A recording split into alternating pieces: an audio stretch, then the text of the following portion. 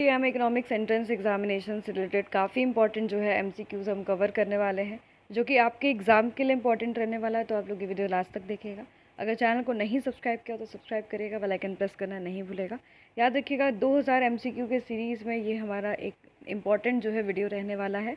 और यहाँ पर जो है ये मैक्रो इकोनॉमिक्स से रिलेटेड ये टॉपिक रहने वाला है, जो कि आपके एग्ज़ाम के परस्पेक्टिव से इम्पॉर्टेंट है और यहाँ से भी एक दो क्वेश्चन देखने के लिए मिल सकता है।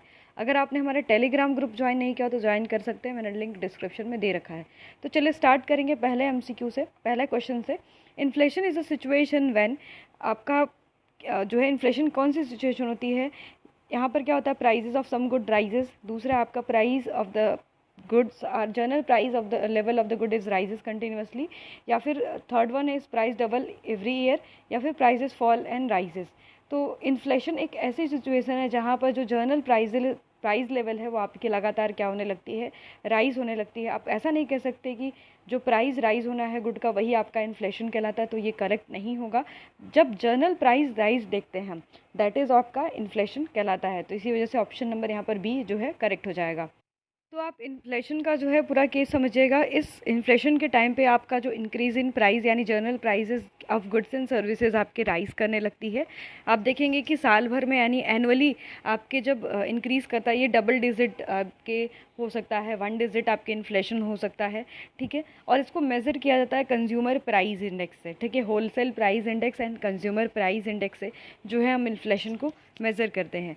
तो यानी यहाँ पर जर्नल प्राइस लेवल आपकी बढ़ रही है, ठीक है। और इससे हमारी जो परचेजिंग पावर है वो हमारे क्या होने लगती है, घटने लगती है, जिस वजह से वैल्यू ऑफ मनी हमारे लिए क्या होती है, कम होने लगती है, ठीक है। याद रखिएगा कि परचेजिंग पावर हमारी डाउन क्यों होने लग रही है, क्योंकि जो आपका प्राइजेज़ ऑफ द गुड है वो इंक्रीज़ हो जा रहा है। जब प्राइस आपका बढ़ रहा है तो आप जो है परचेज़ कम कर पाओगे, इस वजह से आपकी परचेजिंग पावर कम हो गई, ठीक है। परचेजिंग पावर जो है डायरेक्टली रिलेट करता है आपके वैल्यू के से, तो यहाँ पर प्राइस बढ़ने लगता है और वैल्यू आपकी क्या होने लगती है, डाउन होने लगती है, ठीक है। याद रखिएगा इस पॉइंट को। और इस समय हमारा demand of goods and services आपकी क्या होने लगता है, धीरे धीरे कम होने लगता है। क्यों? क्योंकि आपके प्राइस जो है राइज कर रहा है आपके गुड्स का। अब जो आपके इन्फ्लेशन होते हैं वो दो तरीके के होते हैं, एक कॉस्ट पुश इन्फ्लेशन होता है, ठीक है। Cost push and demand pull inflation आपको देखने के लिए मिलता है, ठीक है। डिमांड पुल इन्फ्लेशन क्या है, जो डिमांड की वजह से राइज़ किया है ना, आपकी जो है गुड्स की डिमांड के होने की वजह से जो है आपके जर्नल प्राइस लेवल में जो है राइज़ देखने के मिलता है, दैट इज़ आपका demand pull. Cost push inflation वो होता है जो आप देखते हैं कॉस्ट के बढ़ने की वजह से, कॉस्ट ऑफ प्रोडक्शन जो है वो बढ़ने लगता है इसकी वजह से। यानी आपका जो लैंड लेबर कैपिटल एंटरप्रेन्योरशिप है वो हमें क्या होने लगती है, महंगी होती है। आपका जो है फैक्टर ऑफ प्रोडक्शन जो है, कॉस्ट ऑफ प्रोडक्शन महंगा पड़ता है, यानी एफओपी हमें महंगे मिलते हैं। इस वजह से जो है आपके प्रोड्यूसर को एक एक्स्ट्रा कॉस्ट देनी पड़ती है, इस वजह से जो जनरल प्राइस लेवल है उसमें राइज देखने के लिए मिलता है, ठीक है। तो जो है इन्फ्लेशन आपके दो तरीके के हो गए, cost push and demand pull, ठीक है। इसी तरीके से आपका क्रीपिंग, गैलोपिंग, ठीक है, हाइपर, कई तरीके के इन्फ्लेशन होते हैं। आगे हम उसको डिस्कस करेंगे, ठीक है। नेक्स्ट क्वेश्चन पे चलते हैं। नेक्स्ट पॉइंट आपका an inflation caused by enhanced wages of labour. आपके वेजेस के बढ़ने की वजह से हुआ। वेज मतलब आपका एक तरीके से आप जो है, labour is a factor of production, है ना। लेबर को आप क्या देते हो, वेज देते हो। तो जब वेजेस बढ़ जाएंगे तो यानी कहीं ना कहीं प्रोड्यूसर को एक कॉस्ट इम्पोज हो रहा है प्रोड्यूसर के ऊपर, वो कॉस्ट ज़्यादा महंगी पड़ रही है। इस वजह से जो प्रोड्यूसर होगा वो गुड्स के प्राइसेस को क्या करेगा, बढ़ा देगा। तो उसकी वजह से जो इन्फ्लेशन आपके इकोनॉमी में अकर होगा वो आपका कॉस्ट पुश इन्फ्लेशन आपके इकोनॉमी में आ जाएगा। तो इसी वजह से ऑप्शन नंबर यहाँ पर बी करेक्ट हुआ। अभी जस्ट इसके पहले मैंने उसको समझाया था। नेक्स्ट आपका inflation in under developed economy basically caused. आपके जो है इन्फ्लेशन अगर अंडर डेवलपिंग इकोनॉमीज़ में हमें देखने के लिए मिलती है तो उसकी वजह से क्या होगा, क्या यहाँ पर मास पॉवर्टी इंक्रीज़ करेगी, लेस प्रोडक्शन होगा, lack of technical know and how, या फिर आपका मार्केट इनपरफेक्शन बढ़ेगा। तो याद रखिएगा कि अगर इन्फ्लेशन आपके अंडर डेवलप्ड कंट्रीज़ में देखने के लिए मिलती है तो इसकी वजह से जो है मार्केट इनपरफेक्शन आपके अराइज करने लगता है आपके अंडर डेवलप्ड इकोनॉमीज़ में, ठीक है। ऑप्शन नंबर यहाँ पर इसी वजह से यहाँ पर डी करेक्ट हो जाएगा। किन्स जो है आपके डिमांड साइड इकोनॉमिस्ट थे जिन्होंने डिमांड पुल जो आपके इन्फ्लेशन है उसको बताया था। और हम यहाँ पर देखते हैं अगर एग्रीगेट डिमांड और एग्रीगेट सप्लाई में अगर डिसबैलेंस, आपका इनबैलेंस होता है, जिसकी वजह से आपकी इकोनॉमी में क्या देखने के लिए मिलता है, इन्फ्लेशन देखने के लिए मिलता है। तो इन्होंने कहा था when aggregate demand in economy strongly overweights अगर आपका ज़्यादा हो जा रहा है, एक्सेस जिसको बोलते हैं, आपकी डिमांड हो जा रहा है, तो जिसकी वजह से आपके मोस्ट कॉमनली आपके इकोनॉमी में क्या हो जाएगा, इन्फ्लेशन हो जाएगा। तो इन्फ्लेशनरी गैप क्यों हो रहा है अकॉर्डिंग टू किन्स, आपके याद रखिएगा, एक्सेस डिमांड की वजह से हो रहा है। नेक्स्ट क्वेश्चन देखेंगे, stagflation is a situation of, stagflation किस सिचुएशन को कहते हैं? तो स्टैगफ्लेशन को याद रख सकते हैं इन सब डेफिनेशन से कि stagflation is the combination of inflation and stagnant economy. ठीक है, स्टैग्नेंट आपकी इकोनॉमी यानी आपका ग्रोथ किस तरीके का होता है, ग्रोथ यहाँ पर याद रखिएगा स्लो हो जाता है। ठीक है, ग्रोथ स्लो होती है। और रिलेशन बहुत इंपॉर्टेंट है, आपके एग्जाम में पूछा जाता है ये, कि जो आपका स्टैगफ्लेशन है बेसिकली हम इसमें क्या देखते हैं, आपका इन्फ्लेशन भी इकोनॉमी में राइज करता है। ठीक है, इन्फ्लेशन भी आपकी राइज करती है, प्लस आपका जो अनएम्प्लॉयमेंट है आपकी इकोनॉमी में वो भी क्या होने लगता है, आपके देश में बढ़ने लगता है। ठीक है, तो इन्फ्लेशन एंड अनएम्प्लॉयमेंट जब आपके दोनों ये राइज करने लगे तो दैट इज़ आपका स्टैगफ्लेशन कहलाएगा। यानी it is a combination of declining output, आप आउटपुट देखोगे कि डिक्लाइन कर रहा है और हायर जो है प्राइजेस प्रिवेल कर रही है इकोनॉमी में। आउटपुट क्यों डिक्लाइन कर रहा है, क्योंकि आपके अनएम्प्लॉयमेंट देश में बढ़ रहा है। ठीक है, ये it is a rare case of inflation because devastating economic state, और ज़्यादातर ये ख़राब कर देता है आपके इकोनॉमिक स्टेट को। ठीक है, तो क्या इसके कॉज है, what is the reason behind stagflation that is founded in your economy? तो या फिर आपके increases in price of factor of production, factor of production का प्राइस बढ़ गया है जिसकी वजह से लोग कम जो है आपके एम्प्लॉयड कर रहे हैं, मतलब आपके जो प्रोड्यूसर्स हैं वो लोग कम रख रहे हैं आपके लेबर्सों को, तो इस वजह से हो सकता है। या फिर सडन आपके रैपिड एक्सपेंशन हो गया मनी सप्लाई का, इसकी वजह से होता है। टैक्सेस हाई इम्पोज किए जा रहे हैं आपके जो प्रोड्यूसर्स है उसकी वजह से भी आपका स्टैगफ्लेशन हो सकता है। Demand for increases in wages, ठीक है, आपके वेजेस यानी अगर मान लीजिए कि जो प्रोड्यूसर है अगर वो वेज की डिमांड कर रहा है ज़्यादा, तो इसकी वजह से भी आपके इन्फ्लेशन आपके स्टैगफ्लेशन हो सकता है।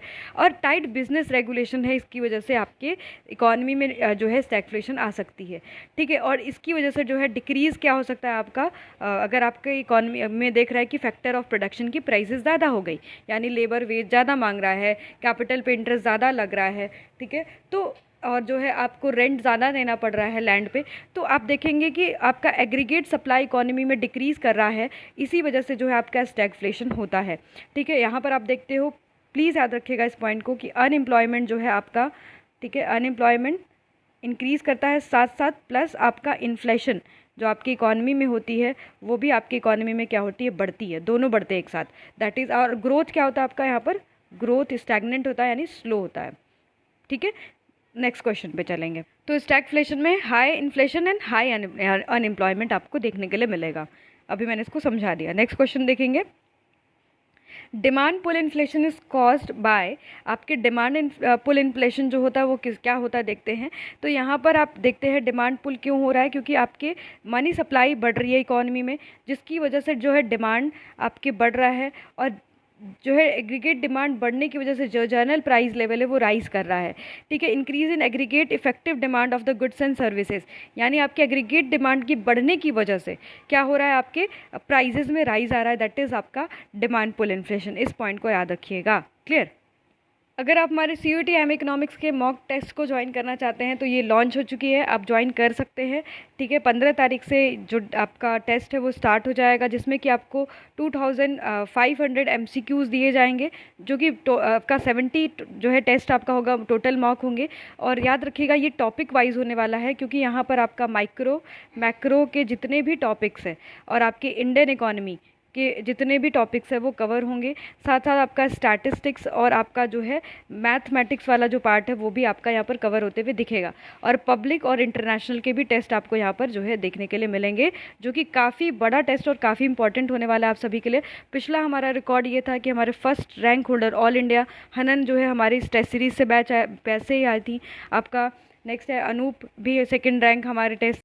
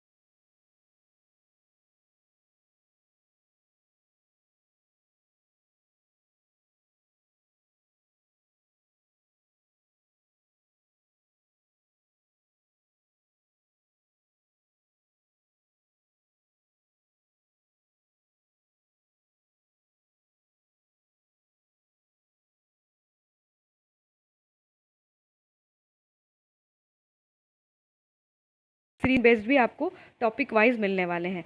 तो ये टेस्ट सीरीज सिर्फ 70+ नहीं होने वाला है, इसमें जो है आपके 90 के आसपास ये टेस्ट अप्रॉक्सीमेट जो है जाएगा।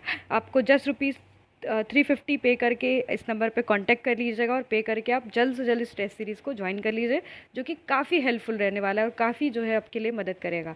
ठीक है, तो अब जो है नेक्स्ट क्वेश्चन को देखते हैं। Which of the following is the monetary measure control the inflation in the economy. कैसे जो है कौन सा एक मॉनेटरी मेजर है, आपको इन्फ्लेशन के 2 तरीके होते हैं मेजर आपके स्पेशली रोकने के। तो एक होता है आपका मॉनेटरी पॉलिसी जो कि मौद्रिक नीति होती है, और एक आपका क्या होता है फिस्कल पॉलिसी। अगर मॉनेटरी पॉलिसी देखें तो that is more important for to abstain the inflation in your economy, because कि आपका अगर मॉनेटरी पॉलिसी ही सबसे ज़्यादा कैटर कर रहा है आपके इन्फ्लेशन को, फिस्कल पॉलिसी का कोई मेन गोल नहीं होता है कि इन्फ्लेशन को कम किया जाए। ठीक है, तो यहाँ पर पूछा है कि कौन सा ऑप्शन में है, तो इंक्रीज इन मनी सप्लाई, ये तो आपके जो है नहीं किया जाएगा। मनी सप्लाई के बढ़ने से डिमांड बढ़ जाएगी, डिमांड बढ़ने की वजह से प्राइस बढ़ जाएगी, तो ये इन्फ्लेशन को आपके इंक्रीज़ करेगा, ठीक है, ना कि डिक्रीज़ करेगा। अगर हम बात करें आपके डीमोनेटाइजेशन ऑफ करेंसी, आपने देखा कि आपके देश में भी डीमोनेटाइजेशन हुआ था, जिसमें कि कुछ करेंसीज़ को बंद की जाती है, जिसकी वजह से लोगों के बाद जो वैल्यू होती है उस करेंसी की वो ज़ीरो हो जाती है, उसकी कीमत जो है ज़ीरो हो जाती है। तो इसी वजह से लोग जो है आपके क्या करते हैं, उसको यूज़ नहीं कर पाते। तो एक वो भी आपके कर्व करने का इन्फ्लेशन तरीका है, जबकि अगर एक्सपेंडिचर गवर्नमेंट का बढ़ रहा है तो ये फिस्कल पॉलिसी है, ना कि मॉनेटरी पॉलिसी। ठीक है, इसी वजह से डीमोनेटाइजेशन ऑफ करेंसी जो है एक स्ट्रॉन्गेस्ट मेजर होगा आपके to control inflation in your economy. Next है आपका in Keynesian view inflation is. Keynesian view में जो है इन्फ्लेशन क्या होता है, वेरी इंपॉर्टेंट क्वेश्चन, ये पिछले साल पूछा हुआ था, जो है rise in price level after the point of full employment. जब आपके फुल एम्प्लॉयमेंट अचीव हो जाता है उसके बाद जो जर्नल प्राइस लेवल में राइज देखने के लिए मिलता है, याद रखिएगा पॉइंट कि जो प्राइस है वो बढ़ती है after point of full employment, तो उसको बोला जाता है इन्फ्लेशन। ये किसका स्टेटमेंट है, आपके किन्स का स्टेटमेंट है, इसी वजह से ऑप्शन नंबर यहाँ पर ए करेक्ट हो जाएगा। नेक्स्ट क्वेश्चन बहुत इंपॉर्टेंट स्टेटमेंट है आपका, inflation is the state in which value of money is fall and prices are rise. जो वैल्यू है, कीमत है मनी की, वो क्या हो रही है, फॉल हो रही है। ये किसका कहनाम है, ये किसका जो है स्टेटमेंट है, तो याद रखिएगा ये क्राउथर ने कहा था कि यहाँ पर वैल्यू ऑफ मनी क्या हो रही है, आपके फॉल हो रही है, यानी परचेजिंग पावर इसकी कम हो जा रही है। जो मनी हम मान लीजिए कि पॉकेट में 100 रुपये लेके जा रहे थे, पहले जब प्राइस प्रिवेल करती थी उससे हम 5 चीज़ें खरीद पाते थे, अचानक से प्राइस राइज होने की वजह से अब हम सिर्फ 2 कमोडिटीज़ ही खरीद पा रहे हैं उस 100 रुपये से। तो यहाँ पर वैल्यू ऑफ मनी हमारी क्या हो गई, डिक्लाइन कर गई, यानी परचेजिंग पावर हमारी गिर गई। ठीक है, तो ये किसका स्टेटमेंट था, आपके क्राउथर का था। नेक्स्ट क्वेश्चन देखेंगे, if inflation is allowed to continue without any check, that is आपका ओपन इन्फ्लेशन। इन्फ्लेशन के कई टाइप्स होते हैं, तो ये आपका जो अलाउड है, कंटिन्यू है किया जा रहा है बिना एनी चेक के, ये प्रॉब्लम भी क्रिएट कर सकता है आपकी इकोनॉमी में अगर ज़्यादा दिन तक रहेगा तो इसको हम लोग बोलते हैं आपके ओपन इन्फ्लेशन। आपका ऑप्शन नंबर यहाँ पर जो है सी करेक्ट हो जाएगा। नेक्स्ट है आपका when price of the money income falls. ठीक है, when prices and money income fall, तो वो क्या कहलाता है आपका, क्या इसको डिसइन्फ्लेशन कहते हैं, रिसेशन कहते हैं, आपका एंटी इन्फ्लेशन कहते हैं। तो यहाँ पर थोड़े पॉइंट्स को समझेंगे। रिसेशन क्या होता है, हमारे जब हम बिज़नेस साइकिल देखते हैं तो बिज़नेस साइकिल में हमारे बेसिकली जब आपका धीरे धीरे बूम के बाद जो सिचुएशन आती है वो रिसेशन आती है। इसमें आप देखेंगे इन्वेस्टमेंट डिक्लाइन कर रहा है, अनएम्प्लॉयमेंट बढ़ने लगता है। ठीक है, लोग जो है अभी भी इन्वेस्ट करेंगे इकोनॉमी में, ऐसी बात नहीं, अभी भी ठीक स्थिति रहेगी, बट डिप्रेशन सो जो है सबसे वर्स्ट स्थिति आपकी होती है, किसकी, आपके जो है बिजनेस साइकिल में। आप देखते हैं लगभग एक बोला गया है हेल्दी इकोनॉमी में आपके लगभग ये जो बिजनेस साइकिल है वो 15 सालों के लिए चलती है। ठीक है, अब समझेंगे डी इन्फ्लेशन और आपके डिस इन्फ्लेशन। क्लियर, जो यहाँ पर पॉइंट आपका है D inflation, that is totally opposite to आपके इन्फ्लेशन। याद रखिएगा कि ये कम्प्लीटली अपोजिट है। अगर आपका इन्फ्लेशन बढ़ रहा है जिसमें जर्नल प्राइस लेवल, तो यहाँ पर जर्नल जो प्राइस लेवल है वो स्टार्ट्स फॉलिंग। ठीक है, आपके यहाँ पर आपके जर्नल प्राइस लेवल में फॉल होते हुए दिखेगा, दैट इज़ आपका डी इन्फ्लेशन। ठीक है, डीफ्लेशन नॉट डी इन्फ्लेशन, डीफ्लेशन उसको कहेंगे फॉल इन प्राइस लेवल। ठीक है, जनरल प्राइस लेवल। जबकि डिस इन्फ्लेशन में आपका रेट ऑफ इन्फ्लेशन गिरने लगेगा। रेट ऑफ इन्फ्लेशन जो है यहाँ पर आपका कम होने लगता है, दैट इज़ आपका, इसी वजह से उसको कहते हैं आपका डिसइन्फ्लेशन। ठीक है, मान लीजिए कि आपकी इकोनॉमी में डबल डिजिट इन्फ्लेशन रन कर रही थी 10%, तो आप देखोगे कि लगभग आपके 8% अगर डिक्लाइन कर जाता है ये 2% से, तो दैट इज़ आपका डिसइन्फ्लेशन, जबकि डीफ्लेशन में आपके फॉल इन प्राइजेज आपके देखने के लिए मिलता है। ठीक है, ऐसे ही दो और आपके अभी जस्ट एक पॉइंट और बताया मैंने, स्टैगफ्लेशन। तो स्टैगफ्लेशन आपके क्या है, स्टैगफ्लेशन में आपके इन्फ्लेशन एंड अनएम्प्लॉयमेंट राइज कर रहा है दोनों, तो इस वजह से जो है आपका क्या देखने के लिए मिलता है, आपका स्टैगफ्लेशन देखने के लिए मिलता है। ठीक है, और रिसेशन की बात हमने ऑलरेडी कर ली। तो यहाँ पर बोल रहा है कि आपके प्राइजेज में भी और आपके मनी इनकम में भी फॉल हो रहा है, तो आपका वो कौन सा केस होता है, डीफ्लेशन का केस हो जाता है। ठीक है, inflation in a developed country usually set in, तो आप देखते हैं कि आप डेवलप्ड कंट्री में कब आपका इन्फ्लेशन देखने के लिए मिलता है, आफ्टर फुल एम्प्लॉयमेंट। ये किसका कंसेप्ट था, आपके किन्स का था। ठीक है, किन्स का ये कंसेप्ट था। नेक्स्ट क्वेश्चन देखते हैं, during inflation who suffers the most, जो आपका वेज एंड सैलरी अर्नर्स होता है वो सबसे ज़्यादा सफ़र करता है, इसी वजह से आपका ऑप्शन नंबर ए बनेगा। क्योंकि मान लीजिए अगर इन्फ्लेशन हुआ है तो वेज आपका ऐसा नहीं है कि बढ़ जाएगा, ठीक है, उसकी वेजेस तो कम ही रहेगी और उसको खर्च ज़्यादा करना रहेगा क्योंकि प्राइसेस बढ़ने लगेगी। तो वेज एंड सैलरी अर्नर्स जो होते हैं वो सबसे ज़्यादा जो है घाटे में रहते हैं। When government interrupts price rise, जब आपका गवर्नमेंट इंटरप्ट करने लगता है प्राइस राइज को, तो वो कौन सा इन्फ्लेशन कहलाता है, suppressed inflation. These inflation, open inflation, suppressed inflation comes under the category of based on government control, यानी गवर्नमेंट के कंट्रोल के आधार पर दो तरीके के इन्फ्लेशन होते हैं। पहला आपका है एक ओपन इन्फ्लेशन और एक आपका सप्रेस्ड इन्फ्लेशन है। सप्रेस्ड इन्फ्लेशन में सरकार जो है इन्फ्लेशन को सप्रेस कर रही है, और जबकि ओपन इन्फ्लेशन में बढ़ने देती है। ठीक है, तो गवर्नमेंट के कंट्रोल के हिसाब से याद रखिएगा, टू टाइप्स ऑफ इन्फ्लेशन आपकी इकोनॉमी में होती है। अभी जो है एक पॉइंट और रहा, रीफ्लेशन क्या होता है, जब government deliberately tries to increase inflation in the economy. ठीक है, कैसे करके, आपके पब्लिक एक्सपेंडिचर करके जो है जानबूझ के सरकार पब्लिक एक्सपेंडिचर करके बढ़ा देती है इन्फ्लेशन को। ठीक है, पब्लिक एक्सपेंडिचर इंक्रीज करके जो है इन्फ्लेशन को बढ़ाने की कोशिश करती है, तो उसको बोलते हैं reflation. The phenomena rise in price accompanies by increase in real income, आपकी रियल देखिए इनकम बढ़ रही है।